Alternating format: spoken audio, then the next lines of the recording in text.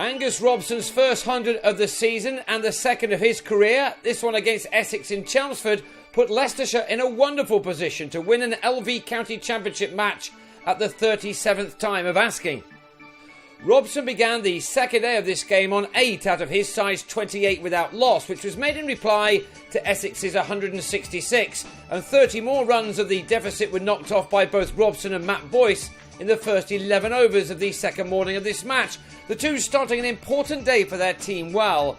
It's been so long since their last 4-day victory, but their performance on day one here had given them a real chance.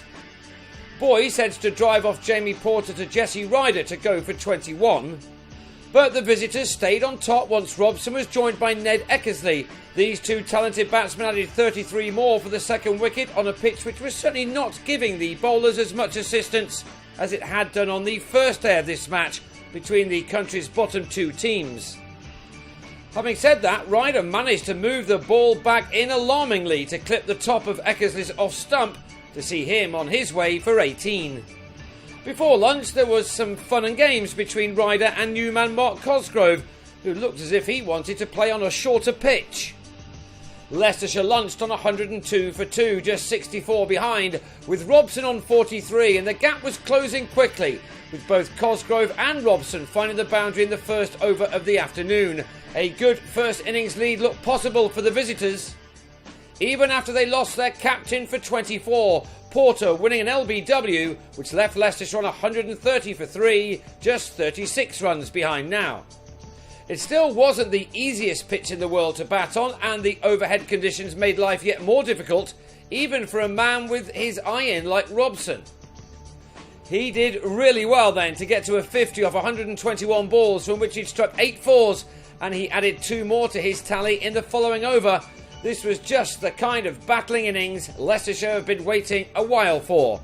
Robson needed to keep going. Even more so when 3 wickets fell at the other end for the addition of just 14 runs.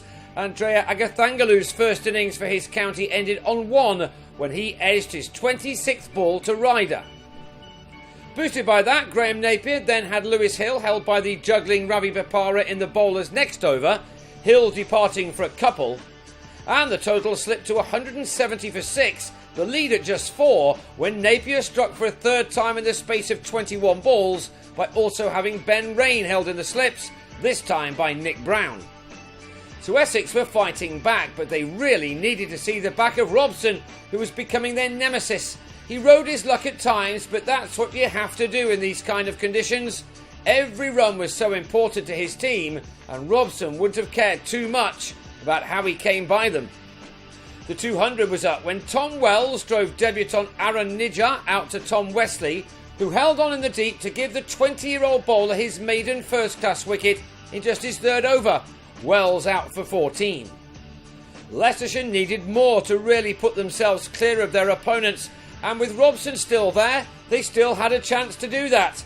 This couple took Robson to an exceptional 100, just the second of his career of 190 deliveries, from which he'd found the boundary 14 times, not always off the meat of his bat. It was, though, a fine knock, which was keeping his side on top. Leicestershire came out after tea on 203 for 7 for a lead of 37, and Essex would have been confident of keeping that down to a minimum with the tail enders now in with Robson. Clint Mackay has already shown this season that he can bat, and some lusty blows were just the kind of thing his side needed to see right now. When the Australian hits a cricket ball, it stays hit, as Nijjar discovered here, this ball going all the way for 6. Robson, meanwhile, continued to find his boundaries in whichever way he could. He went to the best score of his career, overtaking the 115 he made at the Ageas Bowl last year. He and Mackay had added a crucial 74 runs for the 8th wicket before the latter had a swing and a miss at Bopara to go for 45.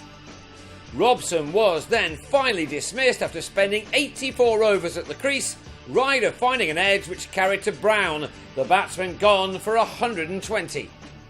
Charlie Shrek came and went quickly, edging Porter behind for a duck, as Leicestershire settled for a total of 280, which had them 114 runs to the good. They would have been happy with that, and even more so when Essex lost Brown in the 5th over of their second innings, as he clipped Mackay to Boyce after making a couple.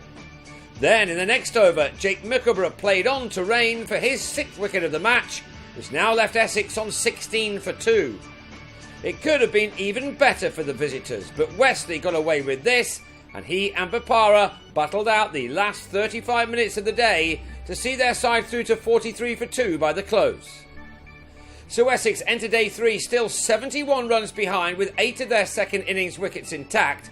Leicestershire have been on top of teams before in their long run without a victory, but they won't have had too many chances like this one to secure a much needed win.